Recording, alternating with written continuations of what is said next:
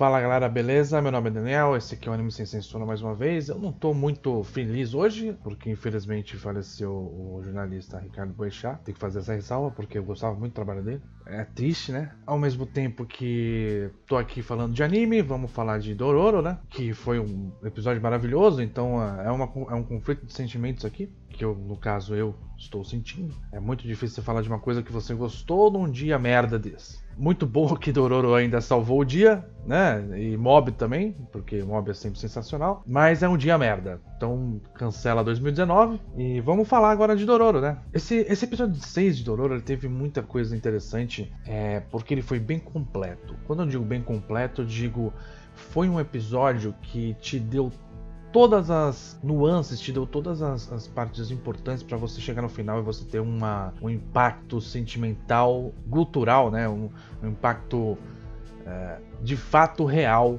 na situação. Porque uma coisa que Dororo tá fazendo muito bem é te dar a sensação de realidade, te colocar na realidade. As cenas de Dororo são muito realistas do ponto de vista emocional. E aí eu queria abrir um parênteses para falar da parte do Tahomaru, né? O Tahomaru foi apresentado novamente nesse episódio. A gente conheceu mais coisas sobre o Tahomaru, coisas que agora fazem o episódio que ele apareceu antes ter mais sentido, porque a personalidade do Tahomaru e a relação do Tahomaru com os pais está mais clara. A gente teve acesso a informações que ele tem inveja, mas ele não sabe do que.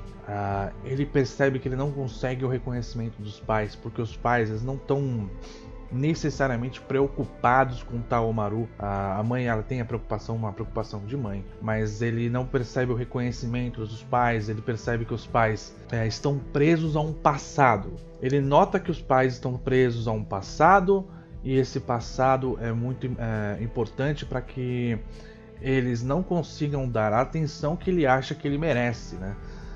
Então a gente tem um pouquinho de inveja, a gente tem um pouquinho de mimo, né? Porque ele é um pouco mimado. Ele tá completamente meio que desligado com relação à guerra. Ele quer participar da guerra, mas como ele é um jovem extremamente impulsivo, digamos assim, ele não tem a noção real do perigo que ele vai estar correndo ao participar da guerra. Então, os pais dele tratam ele como uma criança ainda porque ele não tem essa noção, né? Ele ainda precisa treinar muito para dar o valor da guerra que a guerra tem de fato e o peso que a guerra tem de fato, né? Ele não sabe o que é perder pessoas ou perder coisas. Então, ele não tem essa noção da perda. Como ele não tem essa noção da perda, então fica muito claro essa questão que ele não fica muito claro essa questão que o problema dele é o oposto do Hyakimaru. O Hyakimaru só perdeu tudo que tinha no físico dele. A parte física dele ele só perdeu. Mas a gente percebe nesse episódio que Hyakimaru tem uma coisa mais desenvolvida, que é a questão dos sentimentos. Os sentimentos do Hyakimaru, a empatia do Hyakimaru é maior. Como ele consegue ver a alma das pessoas, ele consegue identificar como a pessoa lida com o mundo, se a pessoa é uma pessoa frustrada, se é uma pessoa que tem uma melancolia, né? Ele consegue notar essas nuances nas pessoas. Então, o Hyakimaru foi provado nesse episódio que ele tem empatia. Embora ele ainda seja muito egoísta, ele tem muita empatia. Ele consegue visualizar as pessoas como elas são de fato. Ele tem um balanço bem interessante entre o Tahomaru e o Hyakimaru, né? O Tahomaru não perdeu nada físico, mas ele também não tem o amor das pessoas com relação a ele não nota a questão do sentimento.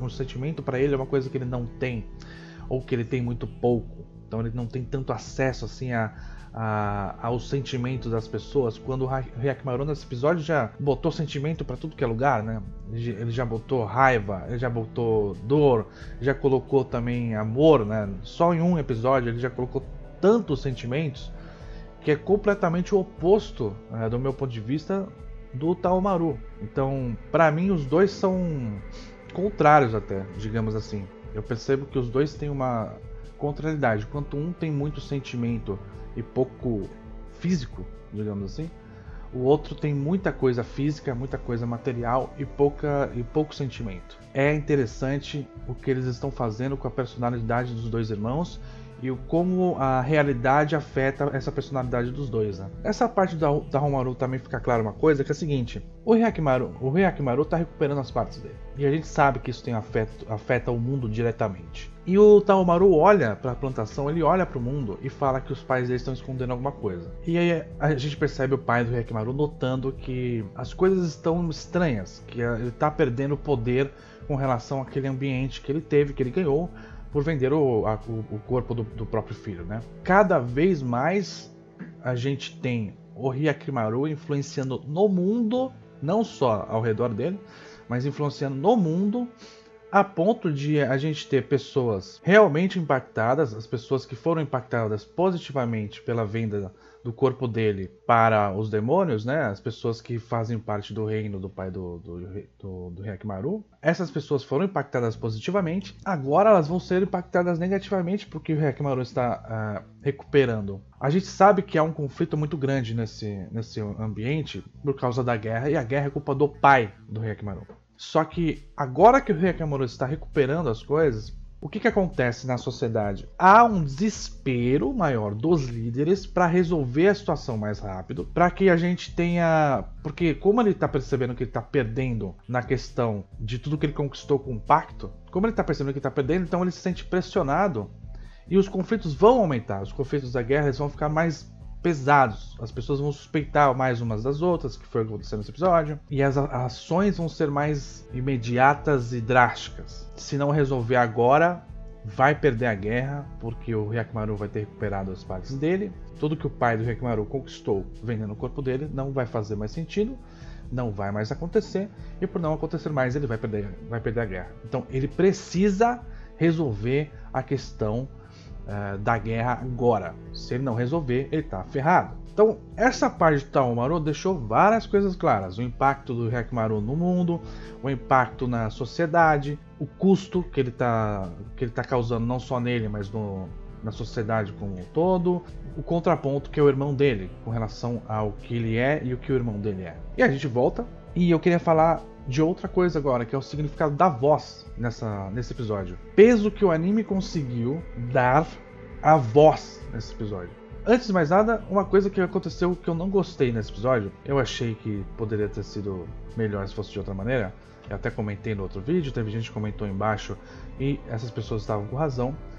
O Hyakimaru recuperou a perna depois de ter matado o demônio. Se ele continua sem a perna, ele teria perdido duas coisas para sempre nesse episódio. Seria uma coisa física e uma coisa emocional. Então ele teria perdido a perna, ele teria perdido o amor, no caso, a Mio, a pessoa que ele tinha um apego emocional. Então por isso que eu estou falando que ele perdeu algo emocional também, né? Ele teria, depois desse episódio, duas coisas que seriam para sempre, para lembrar para sempre antes de tomar uma atitude. Seria, se ele for uma pessoa egoísta e imediatista e impulsiva, ele pode perder mais do que uma perna. Se ele for uma pessoa egoísta, imediatista e impulsiva, ele pode perder mais do que o amor da vida dele. Então ele teria duas coisas para lembrar ele de que ele não pode ser da maneira que ele está sendo. Só que essa primeira já não vai ter mais esse impacto, porque ele recuperou, né? Então como ele recuperou, ele ainda vai continuar sem medo de perder partes do corpo quando lutar contra um demônio. Porque sabe, se ele matar o demônio pode até pegar um braço dele, sei lá, alguma parte dele, e ele vai recuperar depois que ele matar o demônio. Então isso ainda provavelmente vai ser trabalhado. A questão da impulsividade dele de recuperar as partes dele. Enquanto em batalha custa ele não se preparar, porque se ele perde a perna e recupera, então é um risco que ele pode correr. Então ele pode perder a perna de novo, não tem problema. O bicho vai comer a perna dele de novo, e aí ele vai lá, mata o bicho de novo e tá tudo tranquilo, não tem problema nenhum. Não teve a consequência que eu acho que seria ideal para o desenvolvimento do personagem. Mas entendo que eles vão fazer isso, desenvolver essa questão da impulsividade ou do egoísmo, ou de tomar a atitude de batalhar contra demônios de uma outra maneira que não seja essa maneira de medo físico, né? Ele não vai ter medo, ele vai continuar sem medo de batalhar e ter consequências físicas na batalha, né? Mas agora, pelo menos, ele vai ter um pouco mais de raciocínio antes de deixar pessoas que ele se importa sozinhas, por exemplo. Então eu imagino que depois disso, uma das consequências claras é ele tomar mais conta ou ter mais cuidado com Dororo, por exemplo. As pessoas que se importam com ele e ele se importa com as pessoas, ele vai ter mais cuidado. Eu imagino que sim. E pra questão da voz que eu queria chamar a atenção é a seguinte. A gente tem um valor muito grande dado à voz. A voz representa muitas coisas. A gente teve a dor representada pela voz. A gente teve o sofrimento, o desespero, a angústia. A gente teve o amor representado pela voz. No episódio passado, quando a Mio canta, ela está fugindo, nesse episódio também, né? Então a gente teve a fuga da realidade representada como a voz. E o como a voz é importante para o Hyakkimaru. E o como a voz é importante para o mundo. Como você ter o que falar e poder falar é importante para o mundo, influencia o mundo. Não é uma metáfora com relação ao você poder se expressar, é uma metáfora com relação ao impacto da palavra no mundo. E isso fica claro porque a gente tem todas essas nuances trabalhadas com relação à voz. A gente vê que a falta de comunicação do Hyakkimaru, ela é um problema, né? A falta de comunicação do Dororo também é um problema. A Mio não falar sobre o que ela faz com as pessoas é uma maneira de proteger, mas ao mesmo tempo a gente entende que isso é uma falha de comunicação, porque ela não necessariamente confia nas crianças, ou não quer ela acha que as crianças não entendem o que ela passaria. Então essa questão da falta de comunicação entre as pessoas ficou um pouco mais clara. Dororo não fala nada pro Hyakkimaru sobre a Mio. Hyakkimaru não fala nada porque não sabe falar mesmo, não entende, então ele não tem essa comunicação verbal. A falta de comunicação é um problema no mundo e isso fica retratado nesse episódio também, porque os personagens dificilmente conversam entre si sobre coisas sérias, sobre o que eles são de fato. Não tem muita conversa sobre o que eles são ou sobre como eles são. Dororo tenta até falar um pouco sobre o passado dele com a Mio, mas isso não tem impacto na Mio, né? Então a gente tem um problema sério de comunicação entre os personagens nesse episódio também. E a gente percebe que a comunicação de fato entre dos personagens se dá por momentos onde a voz é extremamente instintiva. Que é quando no episódio passado Hyakkimaru perde a perna e grita de dor. Quando a gente tem a fuga da realidade da Mio, é extremamente instintivo. O desespero do Hyakkimaru, o desespero de Dororo, é tudo muito instintivo. Que é como o Hyakkimaru pode usar a voz dele agora. A voz dele é muito instintiva. Nem ele, nem as pessoas ao redor conseguem se comunicar de maneira efetiva, porque é tudo muito sobre instinto, é tudo muito sobre sobrevivência, sobre o básico da vida. Como é tudo muito sobre o básico da vida, sobre sobrevivência, sobre o que você precisa fazer só para viver, você não tem como ter uma conversa mais profunda com as pessoas. Isto não é importante agora.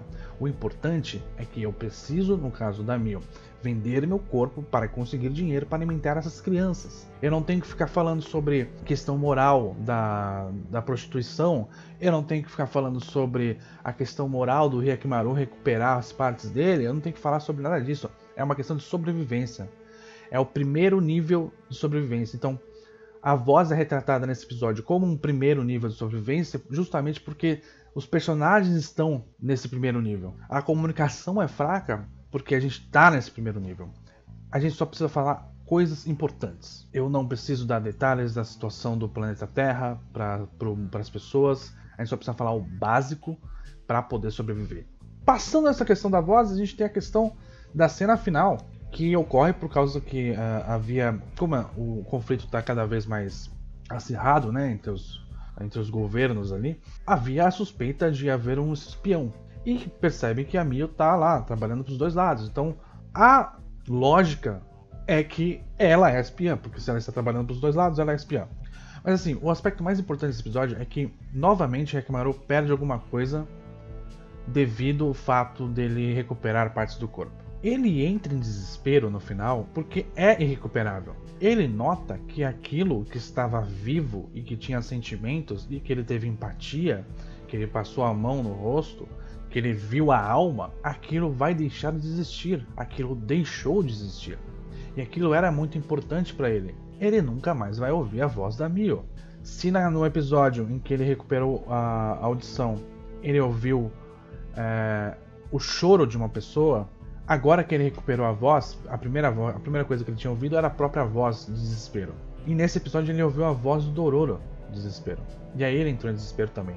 Toda vez que ele recupera tem um custo muito alto de uma situação que aquele sentimento que ele está recuperando, aquele sentido que ele está recuperando, tem um valor muito alto a ser cobrado para ele ter de volta. Quando ele recupera uma parte, ele tem contato praticamente imediato com a pior sensação possível relativa àquela parte. Então é o choro de alguém, é o grito de alguém. Quando ele recupera o tato, né? Ele tem a dor física, né? Então é tudo. Toda vez que ele recupera alguma coisa, ele tem contato com a pior sensação possível relativa àquele sentido que ele está recuperando. Ele ganha a voz, mas ele perde para sempre a voz que ele mais gostava de ouvir. Porque a voz dele ele não gosta de ouvir. A Mio até disse que ele vai se acostumar. Mas a voz dele ele não gosta de ouvir. A única voz que ele gosta de ouvir é a voz da Mio. E ele perde. Então qual o sentido dele ter ganho a voz e ter perdido a voz da Mio? É uma coisa que ele pode se perguntar. Entendeu? Outra coisa que ele pode se perguntar, mais uma vez ele foi egoísta, não ouviu ninguém, talvez ele não entenda de fato, mas ele percebe que as pessoas não queriam que ele fosse lá matar o demônio.